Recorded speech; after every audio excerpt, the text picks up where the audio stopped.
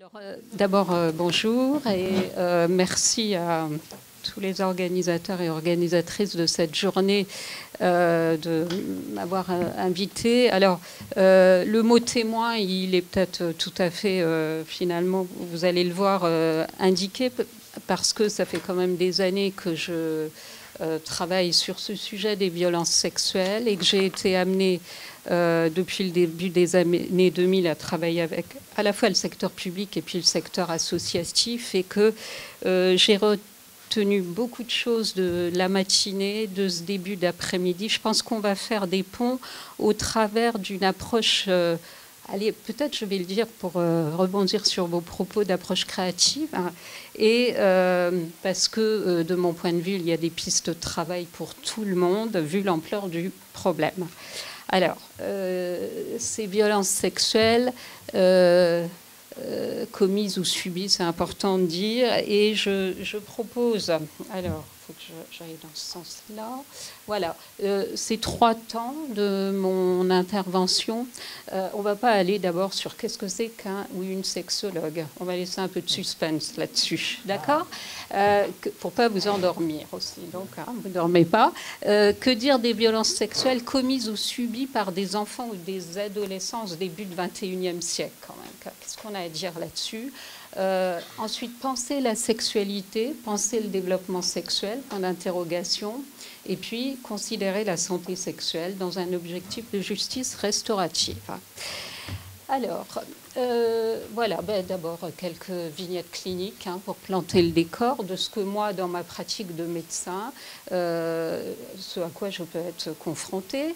Antoine, 5 signalements sur 2 ans pour des faits d'attouchement sur des enfants de moins de 10 ans ou de son âge.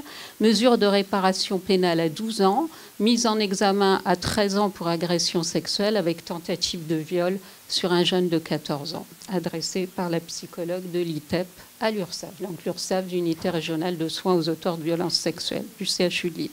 Brice, 14 ans, pareil, reçu à l'URSSAF, adressé lui par un éducateur de la PJJ, qui a une mesure de réparation, hein, et qui s'inquiète du mutisme de Brice. Laurent, 13 ans, adressé par la pédopsychiatre pour prise en charge, mesure de réparation pénale ordonnée à ses 12 ans sur des faits de viol sur mineurs de 15 ans. Et cette collègue médecin s'inquiète de traits pervers. Cyril, alors là on part sur autre chose, mais vous allez voir, antécédents médicopsie, rien à signaler. Antécédents familiaux, des carences éducatives sévères, et il est donc placé depuis déjà peu de temps finalement. Hein. À 13 ans, signalement pour attouchement sur une fillette confiée comme lui chez l'assistante familiale, et plainte aussi pour des attouchements sur une adolescente. Au collège. Alors là, une mesure de réparation pénale était envisagée, et puis il est hospitalisé à la demande du représentant de l'État en psychiatrie adulte, hein, à la suite d'une expertise. Il pète son câble, comme il le dira d'ailleurs lui-même plus tard, une expertise dans le cadre de l'enquête. Voilà. Alors, ces violences sexuelles, bien entendu, elles sont définies depuis longtemps. Hein, alors, je ne vais pas tout relire là, parce que d'abord, le PowerPoint sera remis, je pense, hein, sur... voilà. Et... parce que ça, c'est des définitions, et des définitions qu'évidemment, nous devons tous avoir en tête. Qui situe quand même que ça fait déjà un moment qu'on se préoccupe de ce phénomène et qu'il retient l'attention de beaucoup de monde. Alors bien sûr, il amène à cette définition de consentement. Et là, je vais vous mettre une vieille définition. Alors, elle est américaine. Je suis... voilà, compréhension de ce qui est proposé compte tenu de l'âge, de la maturité, du niveau de développement, du fonctionnement de l'expérience, connaissance des normes de la société pour ce qui est proposé, conscience des conséquences et des options possibles, supposition que les accords ou les désaccords seront respectés de la même manière, décision volontaire, capacité mentale. Si je mets cette définition du consentement, c'est bien pour montrer que c'est une grande affaire. et que même nous, adultes, eh ben, c'est peut-être pas toujours qu'on réunit tout ça pour consentir à.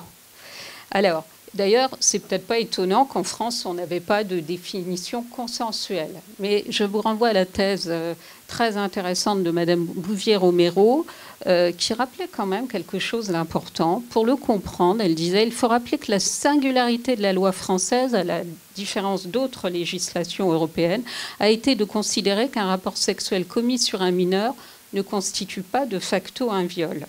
Ça, c'est important de le rappeler, parce que peut-être que, d'ailleurs, ça explique aussi que les évolutions récentes de la loi se sont centrées sur la notion de contrainte, hein, les différentes façons de refuser le libre choix à la victime, notamment avec ce recours à des menaces et des violences, etc. Bon, alors, ces violences sexuelles, regardons-les un peu sous un angle un peu ouvert, peut-être. D'abord, le mot violence, inhérente à notre humanité, qui serait résignée. Bon, c'est vrai que, allez, si on considère un peu la place de la femme, c'est vrai qu'elle a souvent été compliquée, même voire très compliquée. Vous voyez, je vous emmène dans l'Antiquité avec Hésiode, et que c'est vrai que les filles, les femmes ont eu des places difficiles dans notre humanité, et que la violence faite aux femmes, ce sont bien des réalités. La violence faite aux enfants. Plus de la moitié des violences sexuelles déclarées par les femmes et les 2/3 de celles déclarées par les hommes se produisent ou débutent avant 18 ans. Ça, ce sont aussi des chiffres dramatiques. Donc, je vous renvoie aux références ci-bas. Hein. Parlons aussi des violences sexuelles en temps de guerre, parce que ça, nous avons de plus en plus de mineurs qui peuvent arriver, ou d'adultes qui peuvent arriver sur notre territoire et qui sont gravement en souffrance. Alors, la violence aussi inhérente à la sexualité, ça je l'ai assez souvent entendu, donc peut-être tous ces aspects-là, ils sont à considérer dans notre sujet et dans notre réflexion. Alors, je reviens à ces vignettes. Celle en jaune, celle en beige, ce seront des enfants où on retrouvera de la violence sexuelle subie. Hein. Les deux autres, ben là, on retrouvera de la violence sexuelle, ce que j'appelle maintenant indirecte. Vous voyez, ils n'ont pas été agressés directement, mais c'est indirectement que des effractions dans leur... ce qu'on va voir, dans leur développement sexuel, ont pu se produire. Je vais y revenir. Vous voyez les âges aussi. Hein. Donc ça rejoint ce dont on parlait à l'instant, hein, évidemment. Alors, toujours dans ce premier temps, nous sommes quand même dans une humanité qui avance à toute vitesse, hein, avec des évolutions scientifiques extraordinaires, qu'il est important de considérer. Donc pour beaucoup, il faut se réjouir, hein, bien entendu, notre monde avance. Des évolutions sociétales, une nouvelle forme d'organisation de la famille, de la société, notion de droit humain. Hein. Des évolutions technologiques, bien sûr, considérables, notamment en matière de communication. Alors, cette violence inhérente à notre humanité, qui serait résigné. Non, on n'est pas résigné du tout, puisque vous voyez, alors c'est peut-être en petit pour ceux qui sont enfants, en termes de mortalité maternelle, en termes de mortalité infantile, et comme je suis une ancienne urgentiste et diplômée de médecine de catastrophe, vous voyez la violence routière des enfants, là aussi on ne s'est pas résigné, on a dit qu'il faut la faire baisser. Hein.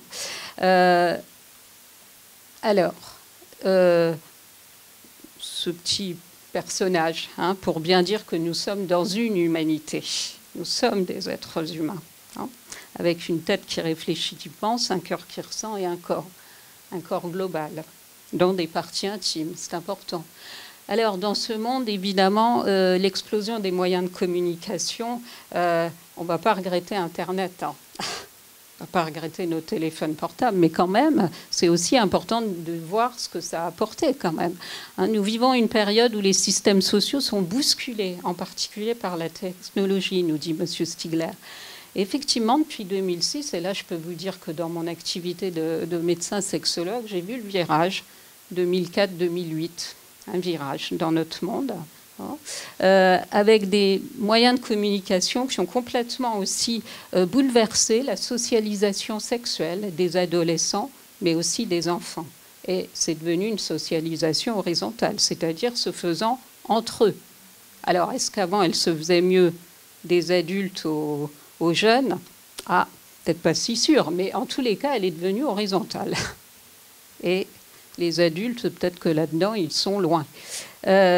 Donc, alors en même temps, ces nouvelles technologies et moyens de communication, ils ont permis aussi, hélas, et je vais le dire comme ça, moi, médecin sexologue, un essor de la pornographie qui va s'imposer partout, soit directement en visionnant, mais vous voyez aussi avec des langages, comme on le disait avec Claudine Moïse, sociolinguiste, on avait écrit un bouquin paru chez Duno en 2010, où on parlait déjà de tout ce qu'on voyait sur le terrain, et où vous voyez, alors je ne vais pas vous la chanter, la chanson, mais où bien sûr les paroles invitaient à se dire « Ah, il y a des choses qui changent ».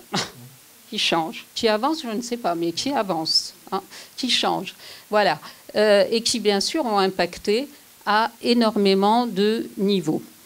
Donc, ces violences sexuelles au XXe siècle, une réalité qui est devenue en même temps de plus en plus évidente.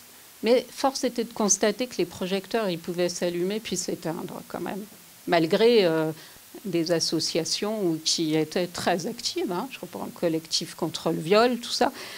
Et finalement, la question du silence à considérer dans tout ça.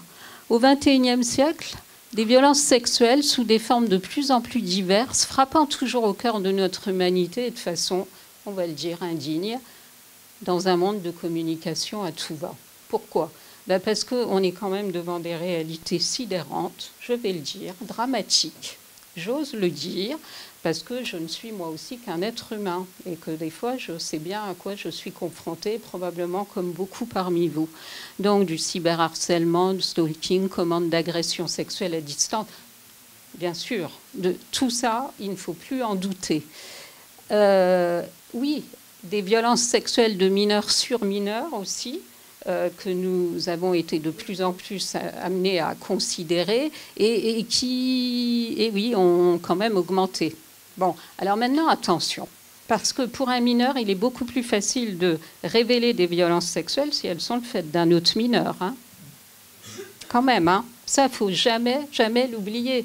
Même quand elles touchent, vous voyez, parce que parlons bien sûr des violences conjugales qui peuvent être aussi sexuelles et qui peuvent toucher des jeunes couples, des couples d'adolescents. Hein. Mais peut-être que celles-là aussi, on a tendance un peu à les laisser de côté et à éclairer les projecteurs sur celles-là. Et ça, je trouve ça très ennuyeux parce que quand même, beaucoup de mineurs, avant tout, c'est bien des histoires de majeurs sur mineurs. Mais peut-être que là aussi, dans notre humanité, des fois, il y a eu beaucoup de résignation. Alors, voilà.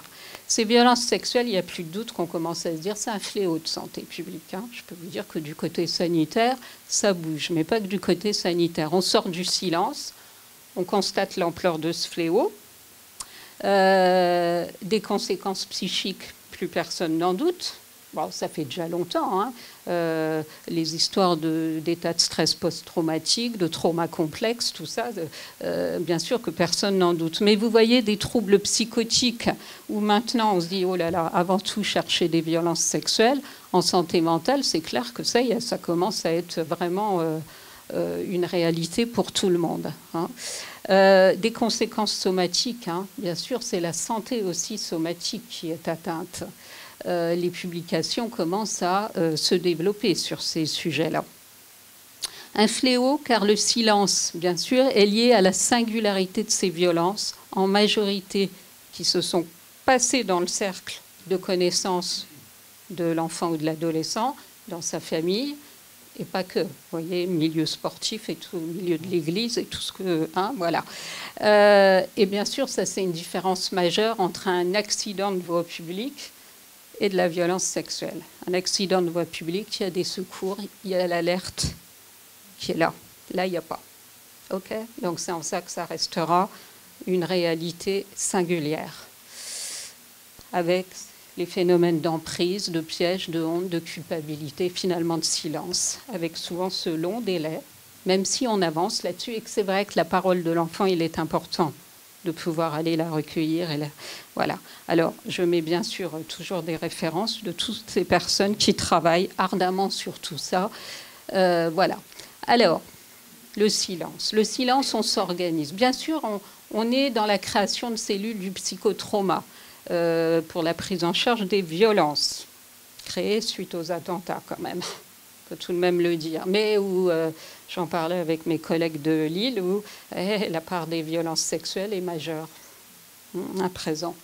Bien sûr, le phénomène MeToo. Bien sûr, un rapport du Sénat, l'évolution de la loi, etc. Tout ça, on le voit comme ça bouge dans notre société. Hein. Mais en même temps, quand même, face à cette ampleur, on a l'impression comme si c'était nouveau. Vous voyez, hein, et peut-être parce que c'était au final impensable, cette affaire-là. Hein. Peut-être aussi mal pensé, j'ose le dire, ou insuffisamment pensé, peut-être, voire affaire Matzneff, etc. Peut-être qu'on peut quand même se poser ces questions-là. Et je pense qu'il faut se les poser désormais. Il nous faut être finalement cartésien. Hein. Donc, des violences sexuelles. Quand je suis arrivée à l'URSSAF en 2012, la première réaction, vous voyez, de mes collègues, ça a été de dire, mais qu'est-ce que tu viens faire comme médecin sexologue? On n'a pas besoin de sexologue. Violence sexuelle, ce n'est pas une question de sexualité. Alors, quelque part, ils ont raison. Et puis, quelque part, ils n'avaient pas raison. Voilà. Et je peux vous dire que maintenant, ils sont convaincus qu'il faut penser à ces conséquences sexuelles.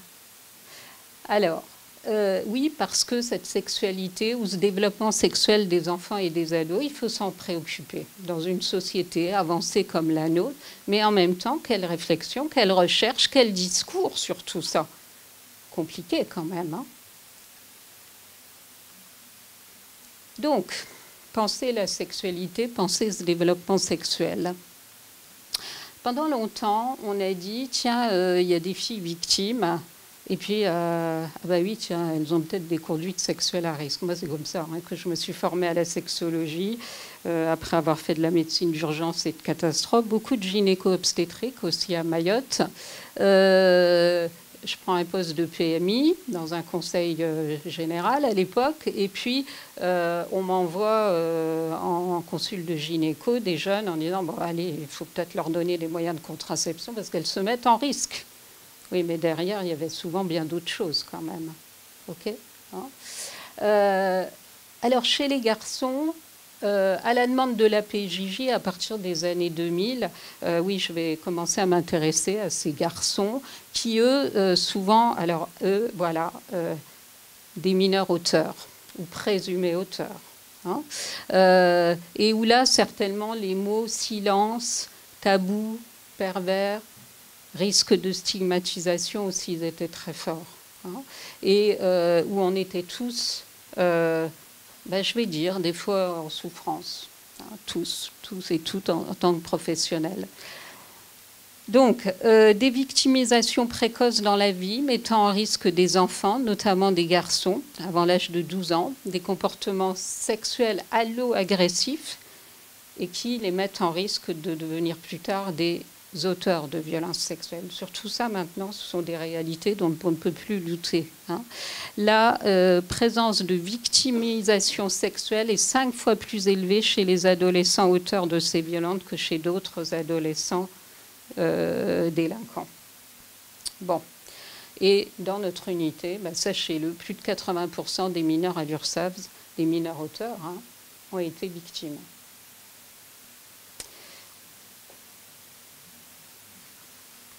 Alors, comportement sexuel problématique, ça c'est une définition qui nous intéresse parce que vous voyez, alors c'est une définition venue des pays anglo-saxons qui dès les années 80 se sont quand même intéressés à tout ça. Un comportement sexuel problématique est un comportement impliquant une ou des parties sexuelles du corps entrepris par des enfants âgés de moins de 12 ans, enfin moins de 13 ans si vous voulez, et qui sont inappropriés du point de vue du développement de ceux-ci, ou qui sont potentiellement néfastes pour eux-mêmes ou pour les autres. C'est important. En 2016, j'écris avec mes collègues canadiens dans un livre sur le développement sexuel. On écrit sur un chapitre sur les comportements sexuels problématiques. Et je leur mets une vignette. Il y a un garçon de 12 ans qui avait été mis en examen. Ils me disent, Marie-Laure, ça va pas, tu nous mets ça. Je leur dis, si, en France, ça pouvait être le cas. Hein. Donc, bien entendu, c'était important d'avoir des bases de travail pour probablement à la fois s'interroger, réfléchir à ce qui peut être proposé en considérant ces enfants, non pas comme des auteurs, mais comme des enfants dont, par contre, oui, il y a un problème, peut-être, hein, mais à condition qu'on ait quand même une base de travail documentée pour dire qu'est-ce qui se passe là. Est-ce qu'il y a une interférence avec le développement de l'enfant dans ses comportements sexualisés qu'il pose? Que se passe-t-il, hein? Alors longtemps, on a dit, bah, c'est peut-être pas embêtant si, par exemple, c'est entre des enfants d'âge similaire. Alors ça, non. Vous voyez ça, on l'avait modifié. D'ailleurs, moi, j'avais mis des vignettes cliniques où je disais, attention, attention. Hein. Il y a des violences sexuelles, des comportements qui peuvent faire violence authentiquement à un enfant du même âge, même si c'est fait par un autre du même âge. Hein. Donc tout ça, voilà. Bon, bref. Face à des comportements, s'interroger et se dire avant tout qu'est-ce qui se passe pour, alors je vais oser le dire comme ça, la santé de cet enfant. Donc, penser la sexualité, le développement sexuel. Alors, je viens à la sexologie parce que ça, c'est quand même une discipline qui est en route depuis le 19e siècle, qui a eu une histoire compliquée, il faut quand même le dire, et que là, vous savez, on ne peut pas réagir au présent si on ne va pas chercher un peu dans l'histoire. Donc ça, je vous renvoie à mon rapport d'audition publique sorti en 2018, puisqu'il y avait eu cette grande audition publique sur la prise en charge des auteurs de violences sexuelles. J'ai fait des petits renvois historiques. Vous pouvez aller relire ça, parce que ça explique quand même, comme des fois, le poids des tabous, il est tellement important que c'est peut-être compliqué d'avancer. Bon, alors, un sexologue, c'est quoi? Une sexologue, c'est quelqu'un qui a suivi des études de sexologie. Alors, en France, il faut le savoir, pas de chaire de sexologie. Enfin, c'est quand même un domaine qui est resté à la bonne volonté de sociétés savantes. Voilà, ça, c'est quand même important de le dire. Donc, tout le monde peut être sexologue. Maintenant, la profession initiale compte. Et alors, particulièrement, si on s'orchestre sur le champ du soin, est-ce qu'on fera du soin? Est-ce qu'on fera du conseil, de l'éducation? Est-ce qu'on fera du soin? Parce qu'un infirmier sexologue peut faire du soin dans le cadre de sa profession d'infirmier. Enfin, vous voyez, alors on est en train de travailler à la certification de ce domaine-là pour que ce soit aussi plus simple de s'y retrouver. Mais en tous les cas, la légitimité de tout ça, elle vient de ce concept de santé sexuelle. Parmi vous, est-ce que tout le monde le connaît, ce concept de santé sexuelle? Ou est-ce qu'il y en a qui ne le connaissent pas? Hein? Alors, on avance dans notre société, mais sachez qu'il date de 1974. Mais à la défense de ceux qui ne le connaissent pas, je vais dire, il est seulement inscrit dans la loi française depuis 2016. Donc c'est récent. Avant, on travaillait finalement sans parachute. D'accord ? Donc, ce concept, il a dit très vite qu'il fallait, en pleine révolution sexuelle des années 70 et de la période de la fameuse pédophilie culturelle, les Matzneff et compagnie, hein, bon, pas l'oublier, il était là déjà pour mettre des bases de travail, autorisant à se soucier de la sexualité, mais aussi de son développement. Donc vous prendrez le temps de relire les définitions. Celle de 87 revenait bien sur l'OMS renforce en amenant la notion de droit sexuel en pleine épidémie de sida, mais aussi déjà mise en évidence de la problématique des violences sexuelles. Et vous voyez, l'OMS, dans son rapport 2002 sur la violence et la santé, parlait bien des violences sexuelles et de toutes les conséquences qu'elles peuvent avoir sur la santé sexuelle. Bon, alors, la définition de 2002, l'OMS renforce ces définitions au fil du temps, un état de bien-être physique, émotionnel, mental, et où la sexualité n'est évidemment pas seulement l'absence de dysfonctionnement et d'infirmité. L'expression libre et responsable des capacités sexuelles. Alors évidemment, vous comprenez bien qu'avec tout ça, ça ne tombe pas du ciel. Et que c'est pour ça que c'est certainement très important de parler de développement sexuel pour les enfants et les adolescents. Alors, on a dit une humanité qui avance. Oui. Donc, j'ai remis quand même des chiffres de 2007 sur, tiens, peut-être le nombre d'ados qui peuvent être confrontés à de la pornographie, enfin, ados, pré-ados, enfants. Hein. Bon. Mais vous voyez déjà qu'en 2005, on avait des chiffres qui devaient nous alerter. Et sur le terrain, déjà, on pouvait s'alerter. Dernièrement, on me disait, c'est finalement depuis quelques années là que ça s'est déglingué. Non, c'est pas vrai, ça fait déjà un moment. Et en même temps, des réalités difficiles à considérer. Alors voilà, ça c'est, j'ai mis en rouge quand même, on n'a plus de doute hein, sur les dégâts que tout ça peut faire. Il faut accepter de le considérer. Hein, et de se dire, parce que vous voyez, on a des études qui sont anciennes hein, déjà, qui nous montrent bien que, eh bien, il y a parce que quand je demande à des jeunes, qu'est-ce que tu as appris sur la sexualité, comment, la plupart me disent via la pornographie quand même. Hein. Donc voilà. Les connaissances sur le cerveau humain, elles nous permettent maintenant de bien comprendre ce qui se passe et que certainement une des addictions majeures actuellement, c'est l'addiction sexuelle, hein, avec des dégâts encore plus considérables que d'autres types d'addictions. Bon. Donc, une discipline qui avance, mais qui avance depuis quand même longtemps, je vais le dire, mais, comme le disait encore dernièrement une personne, écoutez, votre discipline, c'est un peu une discipline d'extraterrestre. Alors, je disais, je ne suis pas tout à fait d'accord, parce qu'on a quand même les pieds ancrés, et que, comme on n'avait pas beaucoup de légitimité, il fallait en même temps qu'on soit rigoureux sur nos sources théoriques quand même. Hein. En tous les cas, tout cela renforce l'idée que nous n'avons plus d'autre choix que d'agir. Le développement sexuel des enfants et des adolescents, une dimension du développement qui demande une attention devenue évidente pour, entre autres objectifs, protéger des violences sexuelles. Je mets entre autres objectifs, vous allez comprendre pourquoi. Donc, alors, considérer la santé sexuelle dans un objectif de justice restaurative, ça peut paraître un peu ambitieux. Hein, mais écoutez, maintenant, il y a une stratégie nationale de santé sexuelle depuis 2017, et le nouveau gouvernement l'avait reprise en établissant une feuille de route pour 2018-2020, où vous voyez, voilà, sensibilisation, formation de l'ensemble des professionnels à la santé sexuelle, pour lutter contre le tabou en matière de sexualité.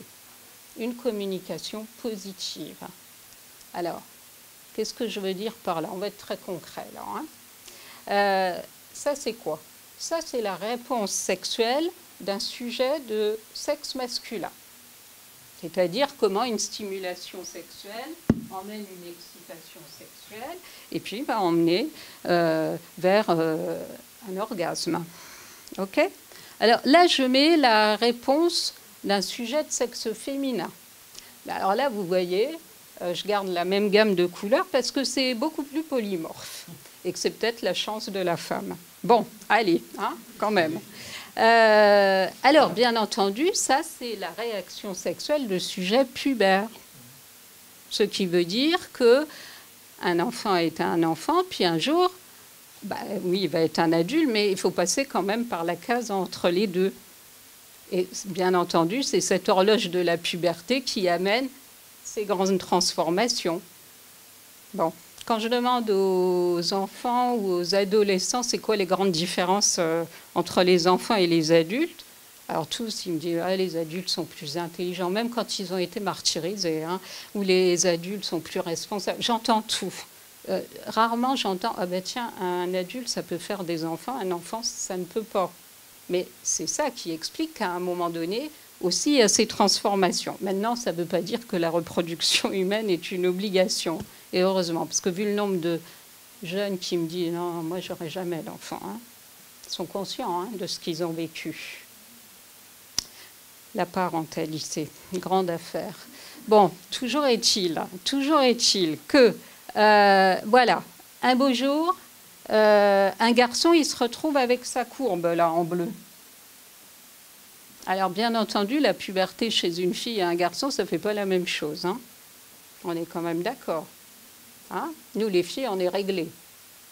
Notre corps, il devient plutôt un peu enquiquinant. Ah, les garçons, eux, ils n'ont pas des règles. D'accord ? Eux, ils ont la découverte de premières éjaculations, qui les renvoie direct à leur courbe en bleu. OK ? Les filles, non. Non, l'arrivée des règles ne renvoie pas directement à cette courbe. Toutes les études un peu sérieuses sur la sexualité l'ont démontré. OK ? Bon, toujours est-il que, voilà, un jour, il y a la découverte de tout ça. Un jour, il faut, en tant que personne, déjà s'approprier tout ça avec sa tête, son cœur, son corps. Puis peut-être qu'un jour, ça va se vivre avec quelqu'un. Alors vous voyez, rien que ça, il n'y a pas longtemps, un jeune me disait « Mais pourquoi c'est pas à 50, cette affaire-là » J'ai dit « Déjà à 2, c'est compliqué. » Bon, alors attention, vous savez, il ne me disait pas ça par hasard. Il allait sur tout un tas de sites où c'était... il y en avait de partout. Donc, il était cohérent hein, dans son truc. Bon, maintenant, un peu d'ordre et de méthode. Donc, la prévention pour l'aventure de la sexualité, vous voyez, par la promotion de la santé sexuelle, ce n'est pas un bain mot, mais où, oui, certes, il faut des compétences psychosociales, mais il va falloir aussi des compétences sexuelles, quand même. Hein. Et puis surtout, ça, c'est important. J'ai énormément entendu parler de parentalité, et je m'en réjouis, mais bien sûr, un attachement sécure. C'est clair que si vous n'avez pas été sécurisé depuis longtemps, comment ? Oui, si vous n'avez pas été sécurisé depuis toujours ou tout à coup il n'y a plus de sécurisation affective, vous pouvez vous y lancer d'autant plus vite dans la pêche à l'amour, mais avec un équipement qui est des fois bien, qui vous met peut-être en vulnérabilité. Bon, toujours est-il que donc ça, c'est de la communication dite positive. Hein. La sexualité va servir à rendre heureux. Il ne faut pas qu'on l'oublie, ça. Mais à condition que ce soit peut-être de la vraie, entre guillemets, sexualité, c'est-à-dire où il y a effectivement un jour une tête, un cœur et un corps qui s'y impliquent dans la rencontre avec l'autre et qu'il y a ce partage de plaisir, où il y a deux tête à tête, cœur à cœur et corps à corps qui se confrontent mais au nom du bien-être. Bon, donc, en même temps, il faut qu'il y ait de la formation, de la sensibilisation sur les violences sexuelles et comprendre leur réalité, leurs conséquences à tous les niveaux. Donc, il faut sensibiliser aussi à l'approche du développement sexuel. Alors, bien sûr, là, je vais oser le dire, on a réfléchi sous un angle. OK, encore cette semaine, une jeune en mémoire éducatrice en 3e année, quand je lui ai demandé, elle m'amenait son mémoire et je lui ai dit, mais il faut réfléchir là-dessus. Comment elle me dit, on n'a parlé que de ça. Oui, c'est pas assez parce qu'il y a tout ça à parler. Voilà, donc ça, voilà, je pense qu'il faut qu'on y aille et avec ça. C'est ça aussi qui le légitime. OK ? Tranquillement. Il ne s'agit pas de dire on est pour ou contre ou on est... Non. Et d'abord, ce n'est même plus le sujet. Tant les choses sont graves. OK ? Bien sûr que l'apport des neurosciences nous a appris encore plein de choses. Mais, je vous ai mis Simon et Gagnon dans leur approche cognitivo-sociale. Vous voyez, ça date des années 70. Et c'est vrai que moi, quand je vais lire Simon et Gagnon au moment des milieu des années 90, ça va quand même orienter mon parcours médical. Vous voyez, pour comprendre que effectivement, c'est pas parce qu'un enfant a un comportement extérieur, peut-être à dire je suis belle ou ceci, cela, que l'enfant est dans la séduction sexuelle. Hein. Tout ça, attention, attention. Hein. L'enfant, il est dans la reconnaissance de son corps, il apprend ce qu'il est. Bien sûr, une petite fille est équipée d'un clitoris, un petit garçon est équipé d'un gland, partie les plus sensibles de leur corps. Mais ce n'est pas pour ça que dans ce ressenti de quelque chose qui fait rigolo, l'enfant est dans une demande sexuelle. Okay ? Tout ça, c'est important de comprendre que certainement, non, l'enfant n'est pas doté de désir sexuel comme on l'a souvent amené. Donc, voilà. Alors maintenant, bien sûr, la prise en charge des enfants et des adolescents que nous rencontrons. Alors, comment, par-delà leur condamnation, ou quand ils sont en pré-sententiel, offrir aux jeunes un espace et un temps d'élaboration susceptible de les ouvrir à la reconnaissance de la victime et à la possibilité de se dégager un avenir d'un parmi les autres. Bien sûr que tout notre enjeu, il est là, et que, en tenant compte de toute cette... de tout système, hein, voilà, dans une démarche de care qui est bien telle que Gillian et Tronto l'avaient définie, une démarche de prendre soin. Hein, comment tous, il nous faut travailler en réseau, quelle que soit notre formation initiale, quelles que soient les structures où nous travaillons, pour travailler sur ces 3 champs de la prévention. Et là, j'ai remis la vignette de Brice, 14 ans, reçue à l'URSSAF, adressée par l'éducateur de la PJJ qui assure le suivi. Dans le cadre de cette mesure, il s'inquiète du mutisme de Brice. Alors, vous voyez, il y a déjà tout ce qui concerne la prévention primaire et la formation des professionnels au titre de la sensibilisation à la santé sexuelle, ou même de l'éducation sexuelle.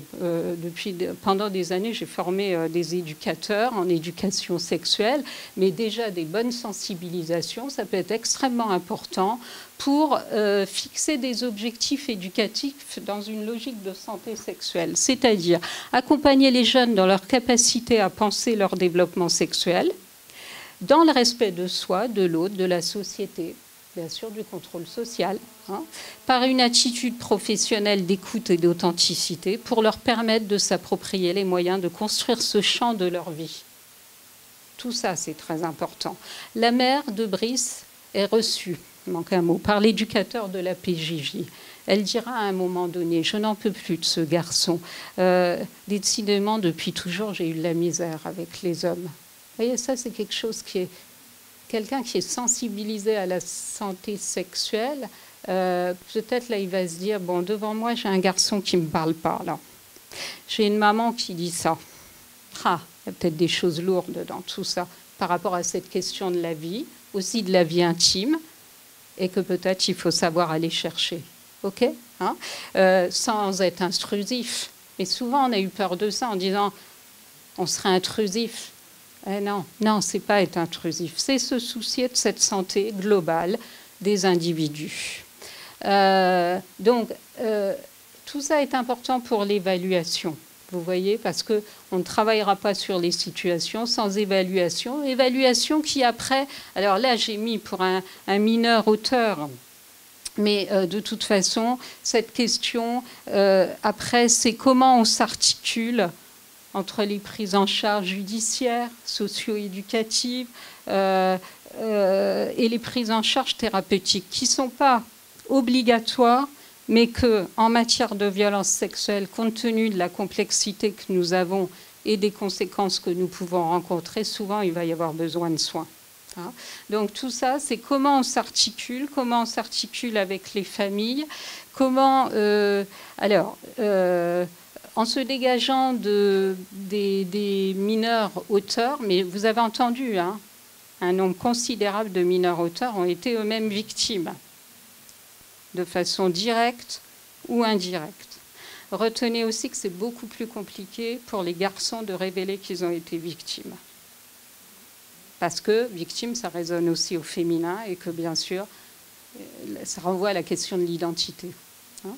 Donc, mais je peux vous dire, et là je rajoute les administrateurs ad hoc, je tiens à le dire parce que pour des mineurs victimes, leur rôle est souvent considérable, notamment au moment des procès, parce que nous avons bien des jeunes qui sont seuls aussi.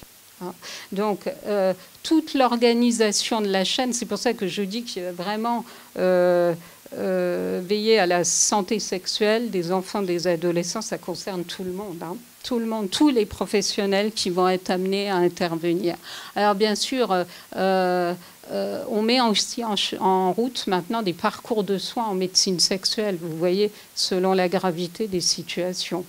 Parce qu'il y a des moments, il faut qu'on fasse de l'évaluation du diagnostic précis en termes de troubles du développement sexuel, où il va falloir dégager une thérapie spécifique, adapter la pharmacologie, bien sûr en lien avec mes collègues psychiatres, et je peux vous dire que nous travaillons main dans la main, mais nous ne pouvons travailler que s'il y a tout le reste qui marche, c'est-à-dire toute la constellation, et que nous travaillons aussi main dans la main avec tous les professionnels intervenant dans la situation.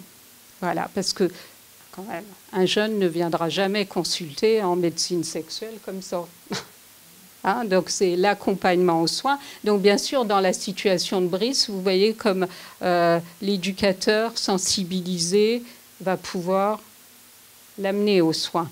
Mais il y a des situations où un éducateur pourra tout à fait gérer sans aller au-delà. Ça, j'en suis absolument convaincue. Donc, l'évaluation, elle doit se faire en pluridisciplinaire.